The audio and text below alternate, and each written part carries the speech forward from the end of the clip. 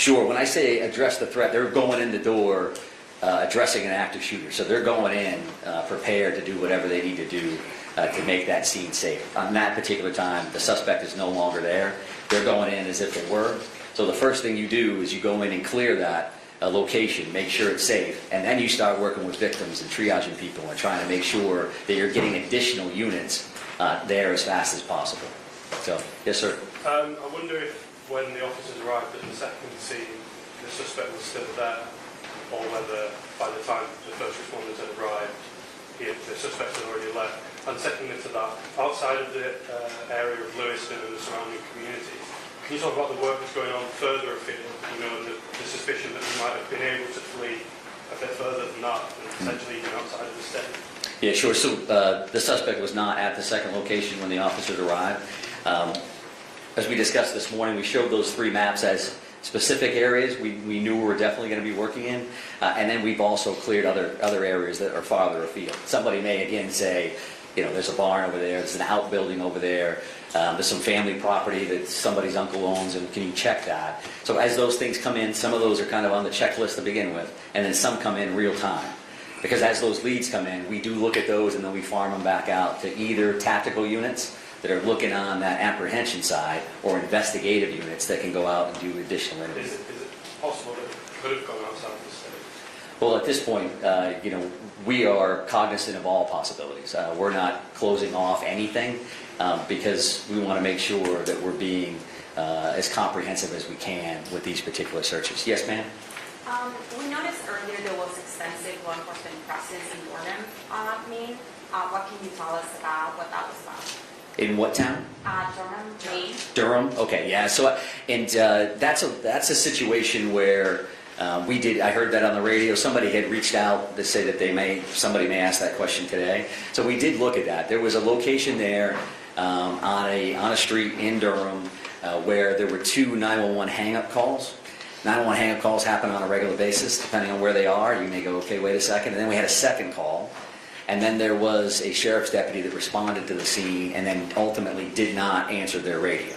Right, so you go 911 hang up, okay, wait a second, the officer that responded is not talking. That could be for a lot of different reasons. Again, based on the circumstances, we're certainly concerned about something like that. So officers did respond, make sure that he was safe, the scene was safe, and they moved on. So there was no direct connection to the suspect in this scenario, at least in today's call for service. Yes, sir. Have you at this point secured or gone to all the residents, every place where he had lived previously? Have you gone to each one of those homes? And additionally, at this point, have you executed all available search warrants? Search warrants at the houses, at his car, social media, electronics. Have you put all of those search warrants in, or are there still others that need to be done? There's still a lot of work to be done around the search warrant side of the house, just based on workload alone. I don't know, however, have we searched every house that he's had over the last amount of time? Certainly the ones that are most recent. There's a Bowdoin connection, which caused a bit of a stir last night. That was a location we were concerned about. Our reality from homicide investigation, as an example, 10 years ago, 15 years ago, you may have done 1 or 2 search warrants. Based on electronic devices and everything else, you could do up to 30 search warrants on one. So this kind of situation, clearly there's going to be a lot of affidavits, a lot of work to be done around that. So we're working with the U.S. Attorney's Office, the Attorney General's Office. Federal entities are assisting with these warrants. That's an all hands on deck. You just never know, I'm going to open this device and that's going to be the one, right? So we farm that out to make sure we're making as much progress as possible. And I'm sorry for waiting. Go ahead. No worries. At the end of this weekend, temperatures are supposed to plunge in the area. How is that going to complicate the search, or are you hoping this actually might help investigators and be a problem for your suspect? Yeah, so I think that goes in 2 different directions, right? We certainly have a lot of resources coming for the river tomorrow, because it would be nicer if it's sunnier, you can get a better look into the water. So that's one angle.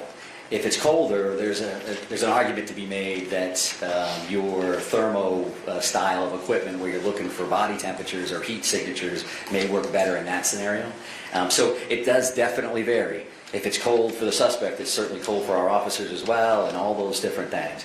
We're certainly prepared and willing to do all those things, but that's where we're at. So yes, sir. Discuss some of the reasoning behind why you removed the shelter-in-place orders in these 4 towns where you acknowledged, you're still actively searching? And secondly, do we know how many weapons Card had or has in his possession? The second question is no, I don't know how many he has or had. If there are weapons within that residence, that'll be part of the search warrant and counting those things out. And the decision to release that or rescind that shelter-in-place order is something that we've discussed internally as command staff members at the CP and saying, okay, we're looking at pros and cons, right? We've got communities that are locked down, that are shut down. There are families and schools and pharmacies and all those things. So we knew going in and have acknowledged that repeatedly, that we know that that can have a negative impact on people. So the other side of that is we had very pointed threats early on, reference to these locations, and nothing specific since then. So you have to look at that, and you have to do the math on that and say, so are we more comfortable, are we doing more harm than good by keeping people away from these clinics and their doctors and in schools? And while this is still absolutely a dangerous situation without question, we've got to make recommendations and ask the people that we serve, ask the people that we protect to be vigilant, to pay attention, to listen to what we have to say. If you see something, say something. Because you know in most cases, you're like, I don't like that, that looks strange. We can feel that, especially when you live in neighborhoods, right, that you live there, you're comfortable with that. That deal, that car is wrong coming down my driveway at this particular time of the day, what's going on? So that we don't come to those decisions to go into the order or come out lightly by any stretch of the imagination. But we do appreciate all the input from everybody about what does that mean and how it's impacted me as a person, right? So I appreciate that. Yes, sir? Commissioner, is there any reason to believe that he may have obtained another vehicle since you already found his car, or may have gotten on a boat and gone down the river? All possibilities are open to us. I don't have anything specific reference to that particular question. Next steps, where did he go after that, and what was he in or not? Which is why we have feelers out in all directions. Is that a possibility? Sure. Is the river a possibility? Sure. We're going to continue to work those things until we're comfortable that those things have mitigated to the best of our ability, right? Because some of these locations we search warrant on doesn't mean we're done, right? We may actually go back and continue a search and new information and go back and check a location again. So all of those things are absolutely available. Sir, right here. Are there now 18 murder arrest warrants? That's a good question that I don't know the answer to. I know that the Attorney General's office told us this afternoon that they were trying to complete the rest of those warrants in a timely fashion. Now that those individuals had been identified and the families notified. I'll have that answer for you tomorrow morning at 10 o'clock for sure. And right here, ma'am, sorry. Yes, and two questions. The first is whether you can confirm that police found a gun in Card's car, the suspect's car, the one that was discarded. Mm-hmm. And secondly, I was wondering if you could talk a little bit about what communication has been like with law enforcement in on the border states of Canada, New Hampshire, even Massachusetts, and specifically whether or not there's any expectation or any plan to put border checks in place as the suspect continues to potentially be moving. Yeah, sure.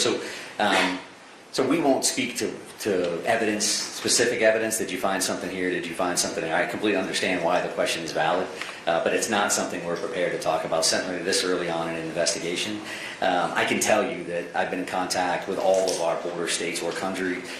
New Brunswick reached out to the governor. The commissioners from our border states reached out to me immediately the day of, and have reached out to me multiple times since then.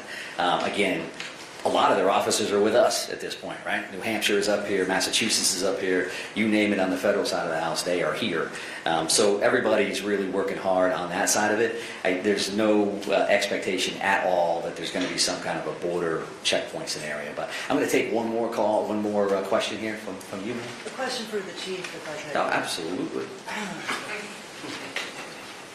Chief, for members of law enforcement, especially from Lewis and Auburn and this close-knit community, can you talk about what it's been like to do this investigation when they may have close connections to some of the victims? It's been very difficult, I can tell you that for certain. Seeing these pictures come up on the board, I know a couple of them myself. There are many law enforcement officials that I know some of these victims, and it's certainly very challenging. Try to go into a situation very objectively and, do a very thorough job knowing that you know this person that it's affected, or, a family member or a friend. Very difficult. I can tell you that all of the police officers I know from the area remain very professional at all times, and we press on and we get the job done. Chief, just quickly, what is it like, if you could provide perspective, processing those scenes, those two scenes where the shootings took place? Some of the complexities, are you dealing with 50 shell casing, hundreds? What are just some of the complexities as well? Yeah, again, the state police has the lead on this investigation. I can't comment on that. I can tell you that in scenes that I've investigated personally or that I've been to, it happens a lot. It takes a long time to process these scenes. It's nothing that happens in a quick manner like Mike mentioned earlier this morning. It doesn't happen in an hour and the case is solved. These things take time. Commissioner, is the boat still missing? I'm not prepared to answer that question, but I do appreciate that. And as I mentioned, thank you very much for being here. We really do appreciate that. And we'll continue to strengthen this partnership and get out as much information as we can. So have a nice evening. Thank you. 10 o'clock tomorrow? 10 o'clock tomorrow. Thank you. And it will be here unless we change the venue.